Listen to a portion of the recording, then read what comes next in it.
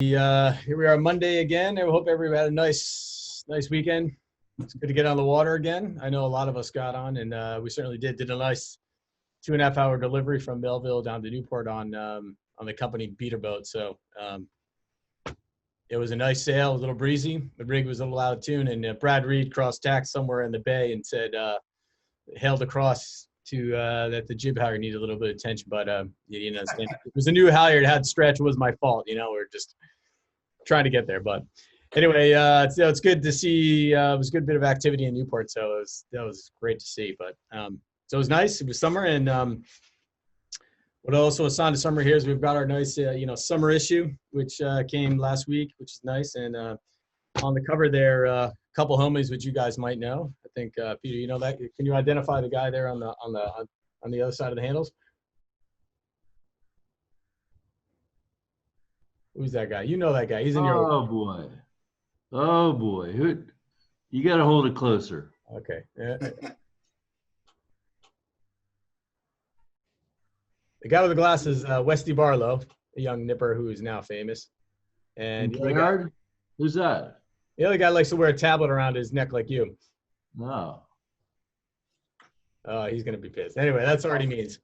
Oh, I was gonna say already means. Darn, I should have spoke up. So anyway, so that was the sort of the irony of that. That was the last, I think, or last regatta that I know that was sailed. It was a Caribbean multi-hull challenge down the St. Martin, and long story long, we sent off a young 20-something writer who from Minnesota. He normally sails scows, and he wanted to do some stuff, and he's there was an invite to go cover the event, and I've also been just been fascinated with Jason Carroll and our Argo program and how long they've been at it, doing amazing stuff. And so they were kind enough to take this 20-something kid on board for a day of ripping around the islands. And the day before, I said, "Cool, you got a camera and everything? You good?" And he says, "Oh, camera? That might have been a good idea." It was kind of classic millennial, get a ride like this. And so anyway, I think he ran somewhere around the island, found himself a GoPro, and saved the day. Certainly paid for the camera, that's for sure, with the number image. So surprisingly, he came back with a video. And Gary, I know you're a professional video maker, so you can share your criticism to him later. But I'm going to share the video that he came back with. So it's about 3 minutes. So just before we start, has anybody sailed these Mod 70s before? Peter, I'm assuming? Oh yeah, I've done thousands of miles. They are the laser of offshore racing. I mean, they started out one design, and they're built stronger than any human being. They are just bad MF yachts that can break you. They're really, really fun to race, and they're made for really short-handed offshore racing around the planet. They're really cool and well thought out boats. Cool. So this was his perspective, which just every time I watch it, it just makes me it makes me more jealous. I gave him the assignment, not me. But anyway, here was his edits. We'll sit back and then we'll enjoy,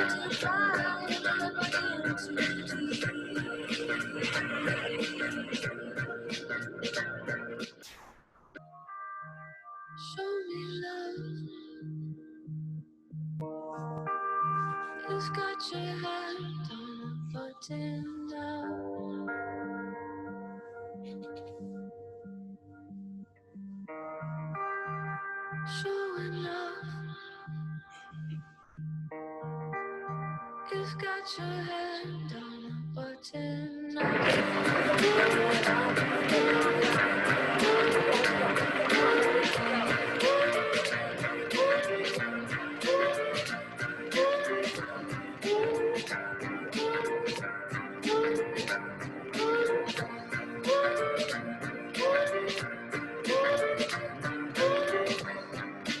You see something flash in a common light.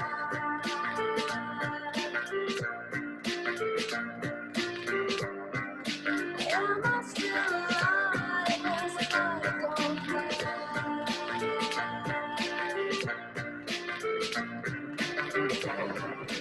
take me on to cry. Take me on the way.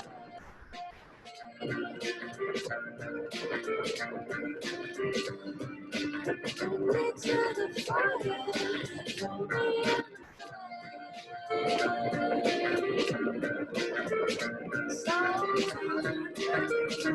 show me how. Got your hands on the button now.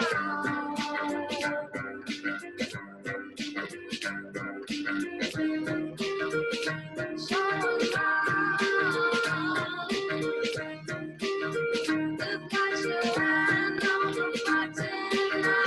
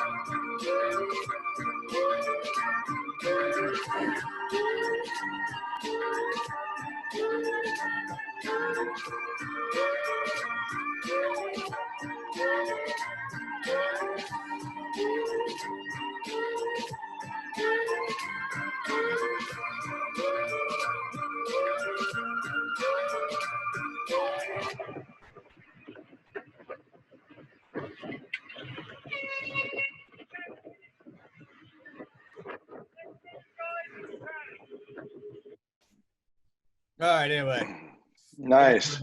that's man, that makes just Stanley look so cool. So anyway, that was I think Mike got on the last flight out of St. Martin and sort of pieced that together. So not bad for a first timer's take.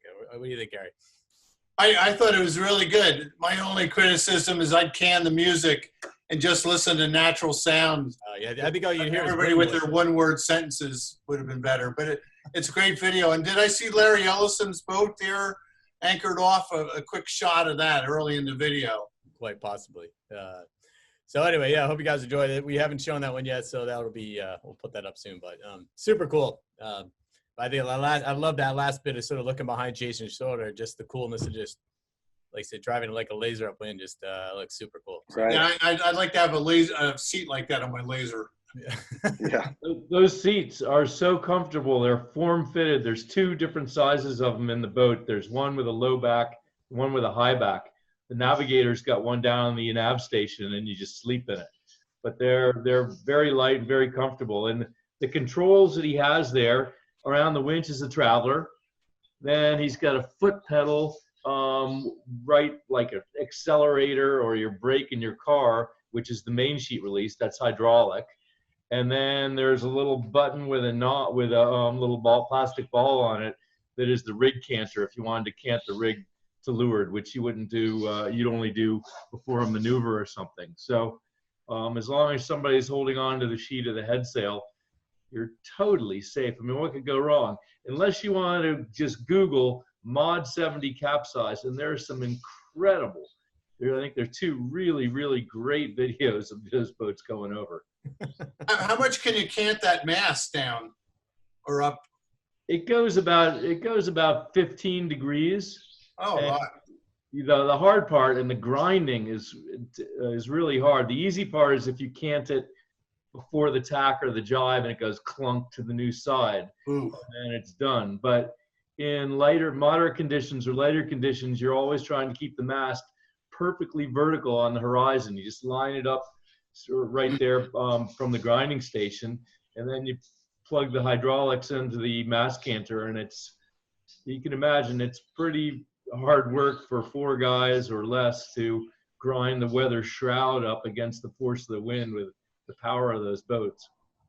I can imagine. Some serious riding moment, that thing, huh? One thing that strikes me watching this video is sort of the increasing chasm between the sort of normal keelboat sailing and small dinghies that most of us do, and this world of what I would call, extreme offshore sailing or really fast multi-hulls. I mean, just the skills and the techniques that are required are pretty different from normal sailing. Yeah, just the skills to get it off the dock. No doubt. Tony knows that feel. Yeah, I was thinking the same thing. One sort of cool thing I noticed in that video is just, that's a great crew of guys that race that boat. And Jason's got a, phenomenal family, kind of keeps together for all of his boats. But this young guy on the boat is one of the guys grinding with the harness on. His name is Westy Barlow. And so he's a young kid from Rhode Island. And I took him with me as he was a Cat 1 amateur on a program I was organizing probably 8 or 9 years ago. And he really impressed everybody with his attitude. Strong kid, decent sailor, fantastic attitude. I took him with me a year later on a TP52 that I was organizing, and Ken Reed was on board for one regatta. And Kenny was like, "This is great. This is fun. Thanks for having me. Who is that kid?" And he grabbed him and gave him a job on Comanche, running the chase boat. And then he got on board to do some work in the sewer on one of the races, and he never left the boat. And I basically watched his career go bing, bing, bing, bing, bing, like this. And just, I love to see that, because he went out and proved himself just by being a great shipmate and turned into a great sailor now as a result. And he's like one of Jason's kind of right-hand men, and he's off and running. Really cool to see how the connections can work out if you do it right, Yeah, indeed. Cool. Well, so that was the last bit of sailing. Tony, you mentioned that you were down in playing in Miami, which means you got on a plane, and B, played. The plane was the easy part. No, it was fine. It was fine. Obviously did plenty of research on it, thought about it, and all happy, worked out great, got down there. And so the local, fleet in Miami, local sailing down there, they're like everywhere else in the country, got to obviously shut everything down and keep everything safe. And when can we get on the water again? And Joe Kolish, who's a local J24 sailor in Miami, along with the group at Coral Reef Yacht Club, and John and Carol Ewing, who've been running races at Coral Reef and in Miami for years. They ran a race committee. Joe organized everybody. There was a small fleet of J24s, small fleet of snipes. And we had, I think, 5 J70s come out. And it was dynamite. Just great sailing. They did 3 quick races right there in the bay. It was 90 degrees, humid, 15 knots of breeze, dynamite sailing. They had it set up with super yacht rules, where they kind of did a hybrid super yacht rule where they basically, put 50 feet between the boats. We didn't always adhere to that, but we did our best. And what I loved about it is that nobody really kept score. There's no trophies. It is a series. They're doing it over kind of every other weekend for a month and a half or so this summer, just to see what happens. And hugely well received, as you can imagine. Everybody, big waves on the water, big smiles, and just super fun. Quick few hours on the water. And, we had been working with a couple of years coaching on his J70, and his wife's kind of always been interested in it and kind of wonder what it was all about. And so we organized a boat and a team for her as well. And so she was the 5th boat. First time she'd sailed a few times, first time she'd ever raced. And she beat her husband a couple times. It was fantastic. So what was so positive about it is that it was low pressure, super fun, like fantastic reward of just big smiles, great sailing. And we got new sailors in the sport. So it felt good to get back out. Obviously, it was dynamite. You had a quick freeze there when you mentioned which owner was that? Great sailing. Oh, sorry, it's a guy. The boat's called Surge. Ryan McKillen is his name. He's been successful in the J70 the last few years. And his wife Maggie went out, and her team's called Urge. Drop the S. and so she's pretty excited for her. Well, we don't know if she'll go again, but the big thing is that she loves the sport now. She loves the people. She loves the scene. And so it was cool. Super positive. Was the goal to go down there and continue the series, or was it more of a chance to get everybody together and do more of a training style regatta?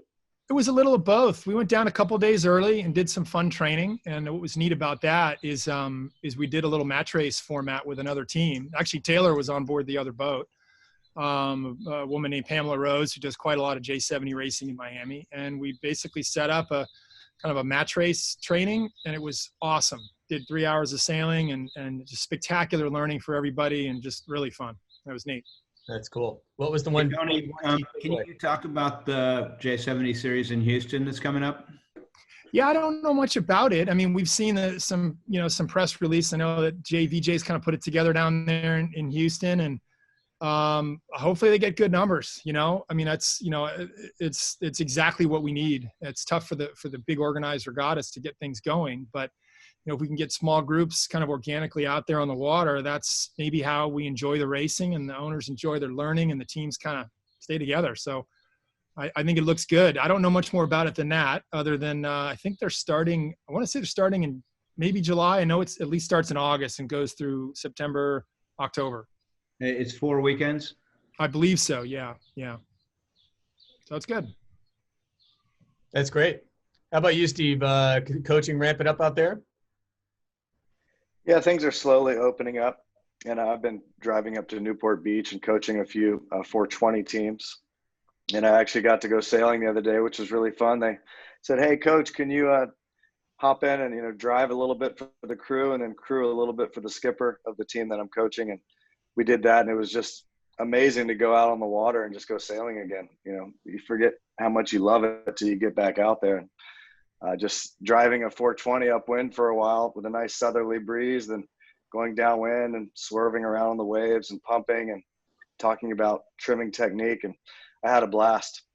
And then more and more kids keep coming out each weekend to join us. Yesterday we had 5 boats out there, and we had 4 boats, and we did some 2-on-2 team racing inshore and some starting and racing, just like we do in the pro sailing world. We did 3 starts, rolling 2 minutes. Third starts a race, windward leeward, finished by rounding the gate, which is the starting line. Did a few of those, and then did a couple 2-on-2 team races.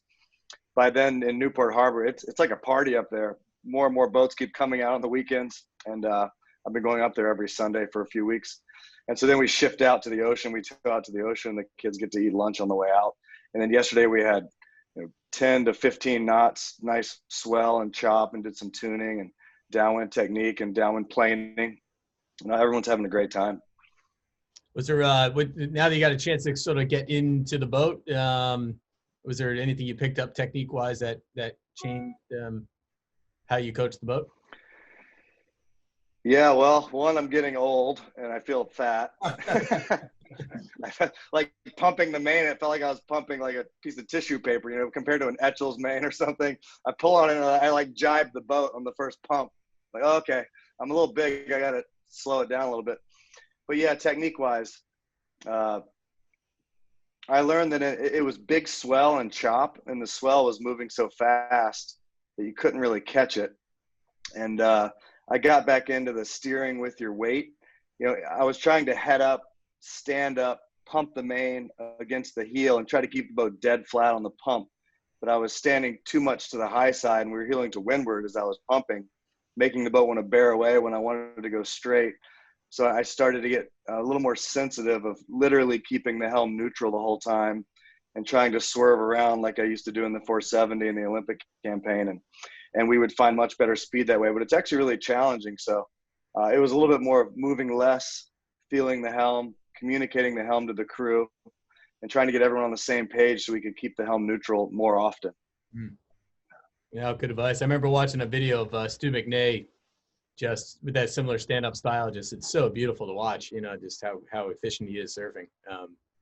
Yeah, and I thought about Stu and Dave too, because sometimes they say, "Hey, will you come sail against us in the 470?" I haven't been in the 470 in 15 years, and they're like, "Come coach us and sail against us." And part of me thinks, I wonder if I'd be fast. And yesterday when these kids were just beating me up upwind, I thought there's no way in heck I'm going to go sail against Stu and Dave. It would not even be close.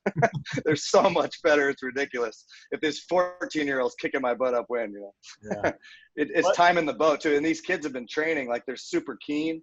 I go up there once a week and then they sail 4 days a week other than that. And they're so good. And it teaches you the power of time on the water. You know, you can't beat them. Like, and another coach joined us yesterday. He got smoked. Like, even though we know more than them, they're just way faster. So time in the boat's huge.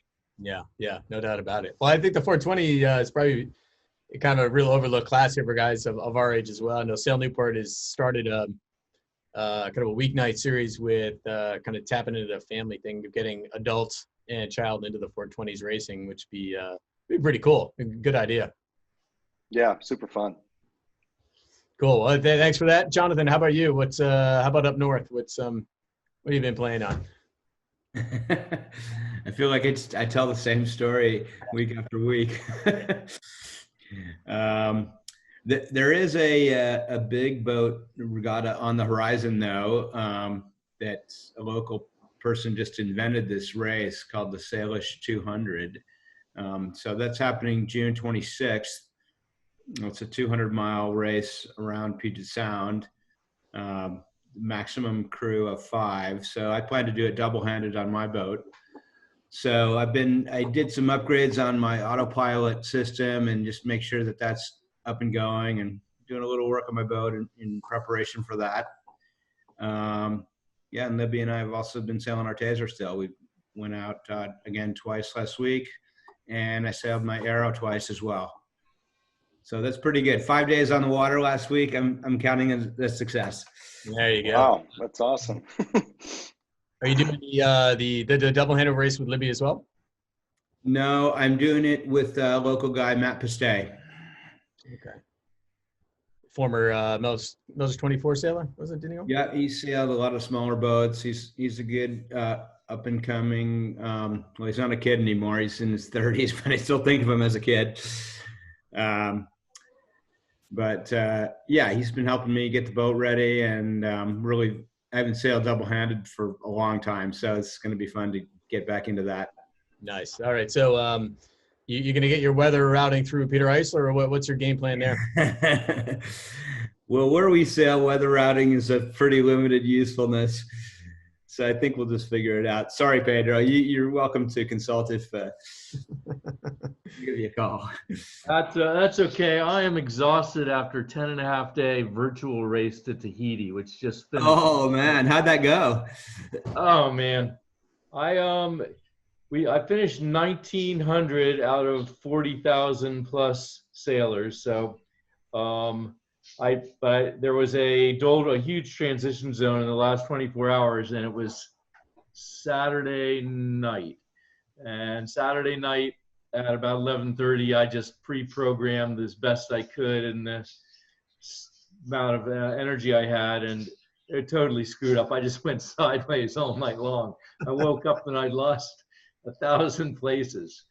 But other than that, it was really fun. It was a great experience, but it's exhausting. It's just like if you care about it, which you do, it's just like being in a race where every 6 hours you're downloading the latest grip file and reanalyzing your course. And now I have a friend who's sailing on his 30-foot trimaran, this cool 1980s Newark one design class called the Val trimaran. And he's sailing from Key West to Ibiza, Spain. So I'm back to weather routing for him, but usually he's through the bad weather now. He's up on his way to Cape Hatteras. So I probably do that once a day. So that's okay. I wish you good luck, Jonathan. So hey, real quick on the virtual distance racing, do you find that your weather routing, did it match with what the game or what really happens on the interface? You know, it did pretty well. I'm not 100% sure what weather models the virtual regatta, the French, there's several different racing things, but virtual regatta, I'm not sure. On some of I did a bit of searching around in some of the chat rooms. It sounded like the GFS model at 1 degree. And then I found somewhere else where somebody had hacked the polar of the Super Maxi that we were all racing. We were racing one design. So the jury's still, I don't have enough information to know if I was racing with the same tool, same weather and same boat that the game was racing with. But it was close enough. I mean, it was, maybe they were using the European model sometimes or maybe they were transitioning, not exactly when the new GFS model came in, but good enough for where if you do it right, you're gonna do pretty well. And how did Loic Perron end up? He kicked me. He did so good. He was 500th, and I have a lot of respect. I mean, the people that did well were just spot on. You couldn't see all the competitors. You could only, I don't know what their algorithm is, but obviously if you saw 40,000 boats on the screen, you wouldn't be able to see anything. But those guys were sailing well. They were heating up and volleying and really doing tactically and strategically the right thing. There did look like there were some Seattle-based Americans. You could click on the flag, and there was a team called Hamachi, Jonathan, and there was another Fujin team that was racing that both did well. So what are your final concluding tips on virtual distance racing? What for your next race? What do you got to make sure you do? I think that I would ask my friend Loic Perron what he knows about the algorithm, because the whole thing is you're playing a game against an algorithm. So it's not, you don't get the cool wind shifts and that aren't in the weather models that make the difference in a real race. Here you're just theoretically racing against set polars, a set weather model. You should be able to do it perfectly if you have the same information as them. So I want to go to school a little bit more as to how the algorithm, how the game works for filtering in the weather models and the polars. That for preparation. Pay all the money you can to get the fastest boat. We already know that. And then don't go to sleep at the important times. Try to stay in there and make sure you do it right. Cool. So speaking of going to school, real quick, you on your weather webinar, what do you call it, Weather University, or give us a quick. Yeah, Marine Weather University. It's I'll share a screen and tell me if you're not seeing what I'm seeing. But I teamed up with my good friend and meteorologist Chris Bedford. There's the homepage, Marine Weather University, and we're rolling out classes all through the summer. And it's designed, Chris, as those of you that know him, is, in my opinion, he's one of the best sailing meteorologists in the game. Olympics, offshore racing, Volvos, America's Cups. I met him in our first America's Cup with Stars and Stripes. And he created this 8-part curriculum, starting with clouds. First 2 courses are clouds, and then going through assessing the wind, and you don't get to the internet and weather until the end. I mean, it's very much it's like Weather 101 course, but designed for the boater, and especially the sailor. So we're focusing on the marine side. And my one design sailors are all excited about this number 2, clouds and the winds around them, which is not this Tuesday, but next Tuesday, because we're going to be talking about how to read the sky for wind shifts. But all of it's fascinating, and it's designed with lectures and quizzes and course resources and stuff. And we're just getting out of the box. 1 class under our belt. We have a advanced course live webinar tonight or tomorrow night. Here's do you see a cloud now? Yeah. Yes. Yep. Hi, Sirius. So this is part of the cloud quiz, which is in class 1. So the question here is, what kind of cloud is this? And then there's a multiple choice. And, you guys all know that that's a cumulus, right? No, it's an alto stratus, because you can see you can still see the distinct sun or moon. And here, a classic picture of a cumulus fractus. Ooh. I love the Cloud Appreciation Society. Are you a member? Here's the quiz right now. So if you're, what kind of wind, if you saw these clouds, what kind of wind shifts would you expect? Really fast, moving random shifts or gradual regular wind shift with slow changes? I'm going with fast. So you got to take the course, Dave. But marineweatherunit.com, and I'm really proud to be teamed up with Chris, who I consider to be, as good as they come, and a great lecturer. So we're having a lot of fun doing it. Yeah, fantastic. So each class is an hour, or do you have a cap, or how does it go? Well, yeah, we have each class has a lecture, which is an hour, and then we post that up in this cool online learning platform. And so we have the recording of the lecture, which you can take anytime.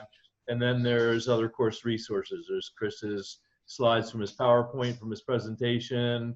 We have the quiz, and some other resources as well. Cool. It's great that you can drop in and take one versus the whole bundle, which I think is kind of cool. Yeah. And we're promoting out to some One Design classes now, and I'm looking forward to talking to Coach Zach at Yale this week about how maybe we can get some of the younger sailors into there without having to pay full price. So those of us that can afford it, great. But I'd really love to share this. This is, going to be a great foundation of weather knowledge for anybody that wants it, and it's it'll be there 24/7. So I want to get the info out there. All right, cool. One quick question on the Cloud Appreciation Society that I saw. That what do they have annual meetings, or what's their deal? That's the great thing about working with Chris. Like the first lecture is clouds, and I go like, where do you get free royalty pictures of clouds? Because you don't want to post on, as Gary knows, you don't want to post stuff on the internet that you don't have the rights to. He goes, oh, you got to go to the Cloud Appreciation Society. I mean, the great thing about somebody who does this for a living is they really know all the cool places. And you should have seen his recommendations for some of the books about what for clouds. They look like some of the books I used to have when I was a kid. It was fun. So super cool. Yeah, check it out, cloudappreciationsociety.com. It's a big organization. All right. Yeah, well, lots of clouds. No one cloud is ever the same, right? All right, Gary, you were doing some racing on Wednesday night. You're the final up here. How did your Harbor 20 racing go?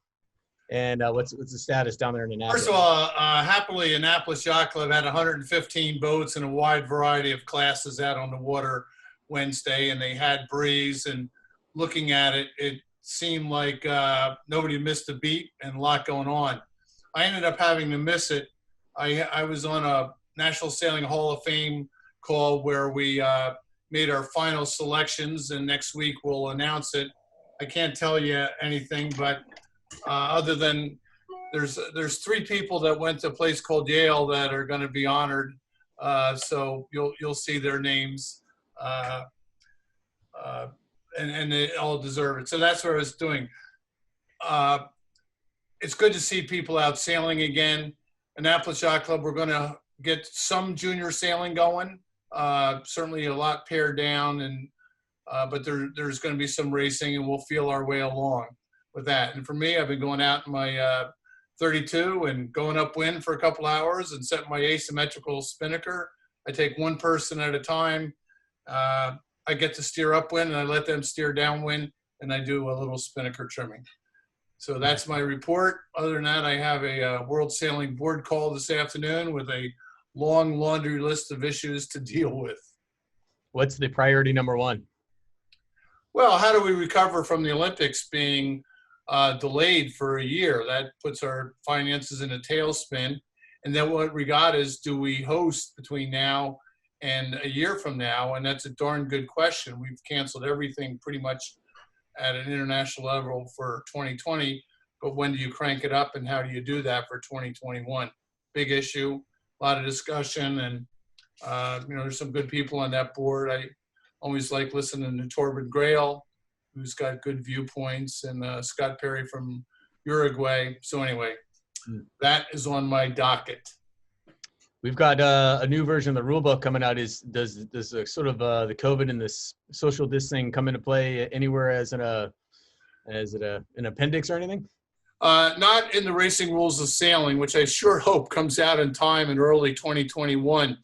Having said that, there was quite a paper that got released this weekend on offshore racing regarding COVID, and Stan Honey, who chairs Offshore and Oceanic, has been involved in it, and it's thick. I have not read it, but I will be perusing it, and I think there's some good guidelines. And I think Jonathan's smart to do double-handed in his race and only 5 crew. I mean, look, we're going to learn a lot in the next couple months of how to deal with this out on the water. But based on what I've seen here in Annapolis, people are ready to get out there. Yeah, amen. All right, final question for you. There was some news that there's a Hall of Fame's combining in the future. What's the story there with the sailing? So yes, sir. So the America's Cup Hall of Fame is going to set up an exhibit at the National Sailing Hall of Fame facility, which is on Thames Street in downtown Newport at the old Armory building, and work is progressing there. And the America's Cup Hall of Fame is going to have an exhibit, which I think becomes extremely valuable if the New York Yacht Club actually successfully challenges for the Cups and brings us back to Newport to have the America's Cup Hall of Fame there with the National Sailing Hall of Fame. And we got $1 million donation last week. I can't tell you who, but it's real. And soon it's going to trigger a match by another $1 million.